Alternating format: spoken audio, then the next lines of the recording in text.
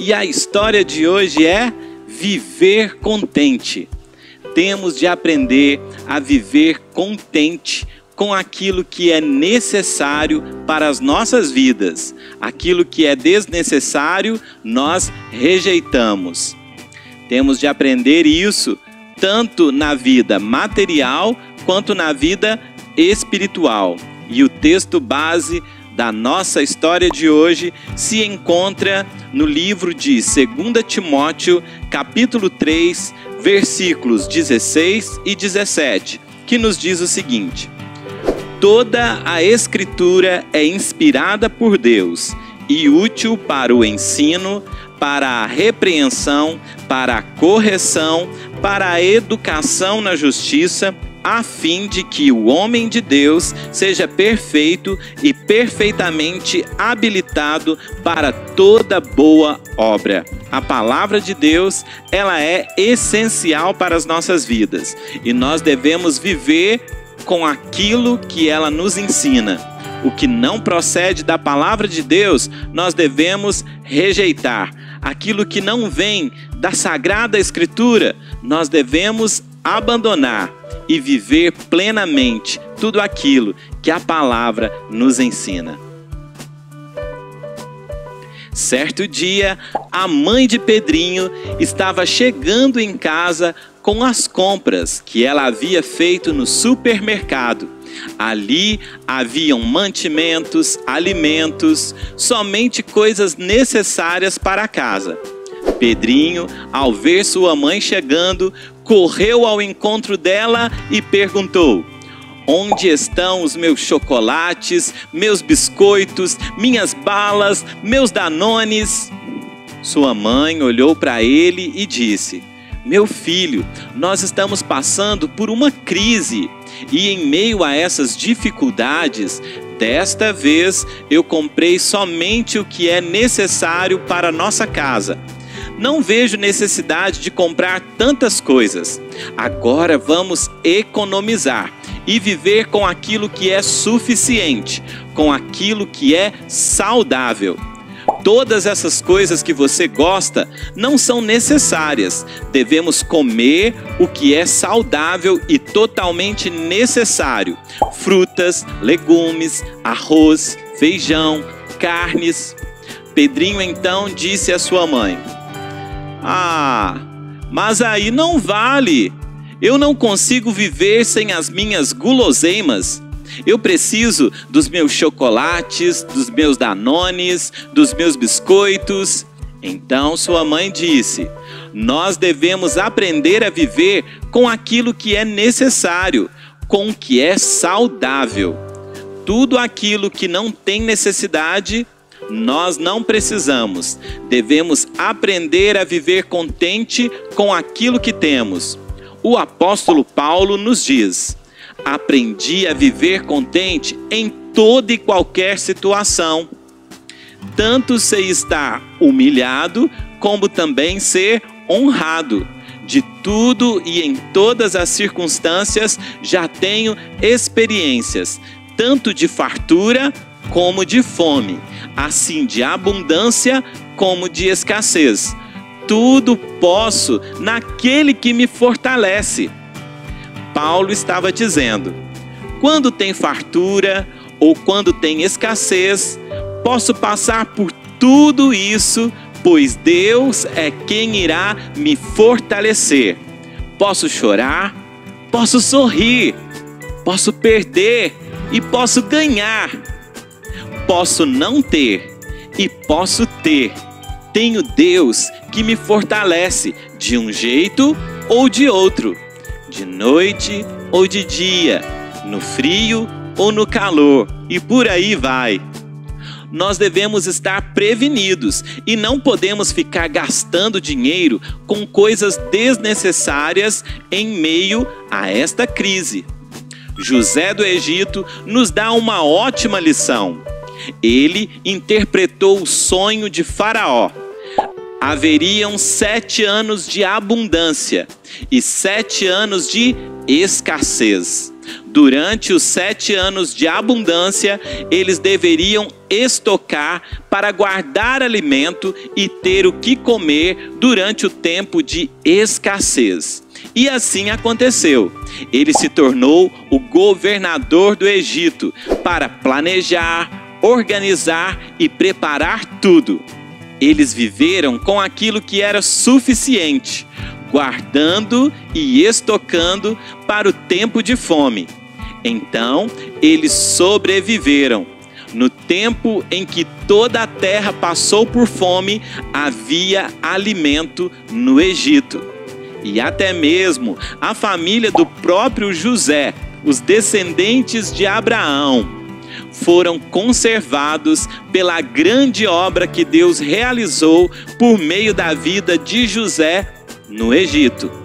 E olha só, na Reforma Protestante do século XVI, a igreja vivia com muitas coisas desnecessárias, que só prejudicavam a vida dos fiéis. A igreja estava cometendo muitos erros. Martinho Lutero, ao ler a Bíblia, começou a ensinar o que era correto. O Papa foi colocado como mediador entre Deus e os homens, sendo que Jesus é o único mediador. Cobravam indulgências, pagando com dinheiro para receber o perdão de Deus, sendo que Jesus já havia conquistado o perdão por meio de sua morte na cruz. Muitos outros erros e regras desnecessárias foram colocadas. Por isso, aconteceu a Reforma Protestante. Nessa época, na Europa, a Igreja Reformada aprendeu a viver com aquilo que é necessário, sem as coisas desnecessárias. Daí vieram os 5 solas: somente as Escrituras, somente a graça, somente a fé, somente Cristo, somente a Deus glória. Com a Reforma Protestante, a Igreja Reformada aprendeu a viver com aquilo que é essencial, com aquilo que traz verdadeira saúde e vida para a igreja. Pedrinho então disse: 5 solas? Como assim? Solas de sapato? Sua mãe então respondeu: os 5 solas são 5 frases em latim. São os pontos centrais da Reforma Protestante do século XVI. Esses pontos podem ser sintetizados em 5 solas. Os reformadores e os que vieram depois deles elaboraram confissões, credos, catecismos para auxiliar no ensino da Bíblia, mostrando as diferenças da Igreja Católica Romana da época com a Igreja Reformada. Daí surgiram os 5 solas, aquilo que as igrejas reformadas tinham em comum contra o catolicismo romano. Sola significa sozinho ou somente. E as frases correspondentes são: sola fide, pela fé somente; sola scriptura, somente pelas escrituras; solus Christus, somente por Cristo; sola gratia, só pela graça; soli deu glória, glória somente a Deus. Sola Scriptura quer dizer somente as Escrituras. Na Igreja Católica, a Escritura, que é a Bíblia Sagrada, não era e continua não sendo a única regra de fé e prática.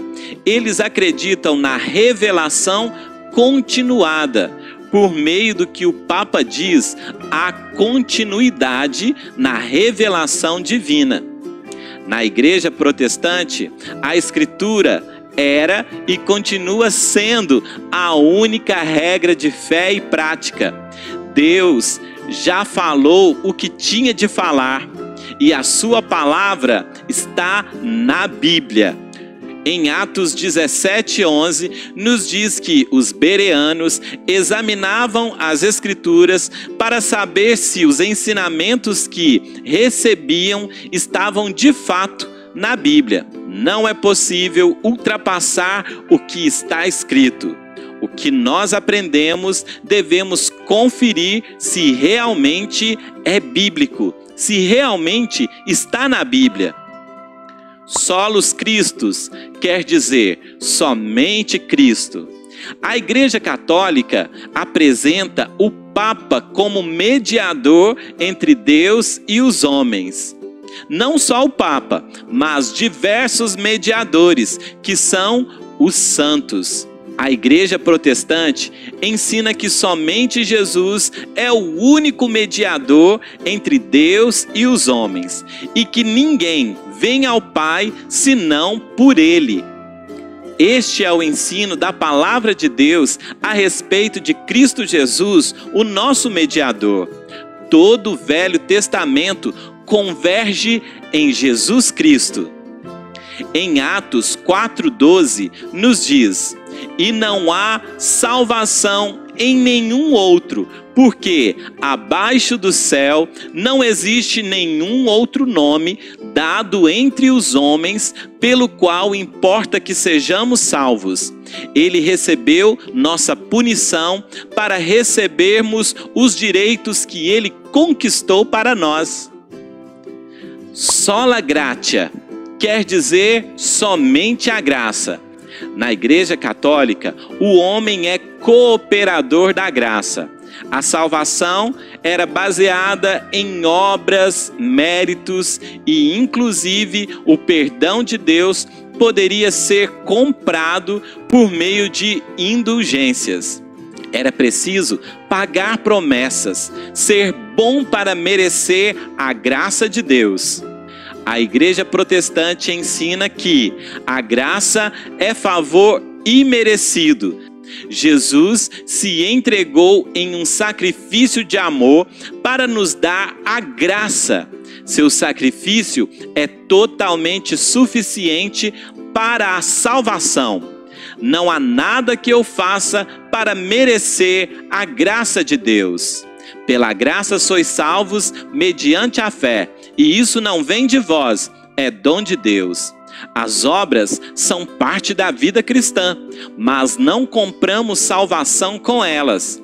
Não somos salvos pelas obras, mas para fazermos boas obras. Sola fide quer dizer somente a fé. A Igreja Romana ensina que não basta apenas ter fé, é preciso depender de diversos meios impostos por ela para ter a salvação. A Igreja Protestante ensina que somos justificados mediante a fé. Somos justificados pela fé. E assim temos paz com Deus. Não somos justificados por obras para que ninguém se glorie. Em Romanos, capítulo 1, versículo 17, nos diz que o justo viverá pela fé.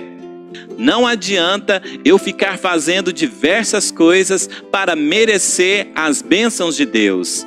Tudo é favor imerecido, é graça de Deus. E por fim, só lhe deu glória. Quer dizer, somente a Deus toda a glória.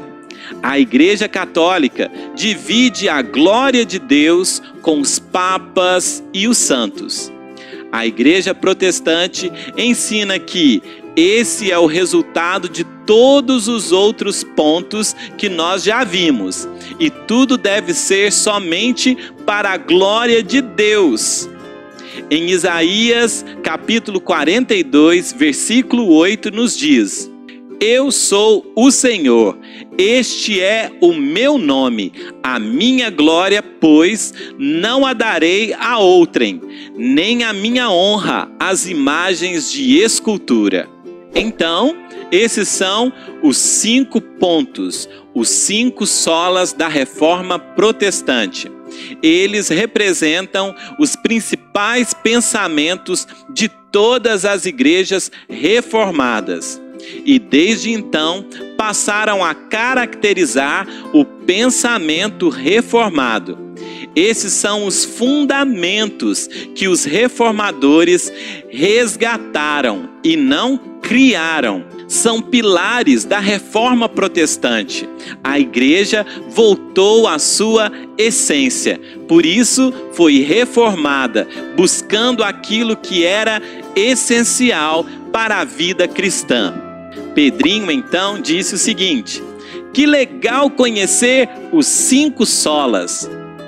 Assim como Paulo aprendeu a viver contente em toda e qualquer situação, eu também quero pedir a Deus para que Ele me ensine a viver contente em toda e qualquer situação, somente com aquilo que é necessário, com as coisas que trazem saúde e vida para mim e para minha família, tanto materialmente como espiritualmente. Vamos agradecer a Deus porque nós podemos viver com aquilo que Ele nos dá, com aquilo que é suficiente. Vamos orar. Senhor nosso Deus, te agradecemos porque nós podemos aprender a viver contentes em toda e qualquer situação. Aquilo que é desnecessário na nossa vida espiritual, nós queremos desprezar, nós queremos abrir mão e rejeitar. Nós queremos que durante este tempo a gente viva com aquilo que é essencial, com aquilo que nós realmente precisamos. E na tua palavra nós encontramos tudo que nós precisamos. Ela nos ensina, nos exorta, nos corrige. A fé vem pelo ouvir. Nós queremos ouvir mais da tua palavra e queremos fugir daquilo que é desnecessário e aprender a viver com aquilo que é necessário, com aquilo que é suficiente, com aquilo que nós precisamos. Em nome de Jesus, amém.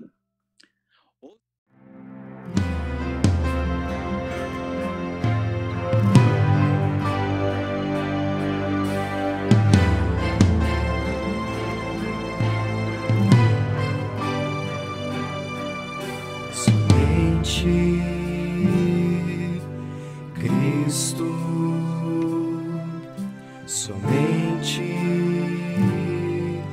a fé, somente a graça,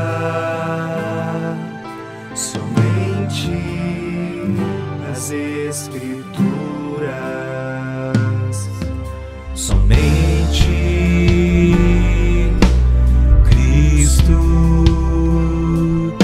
somente a fé, somente a graça, somente as Escrituras,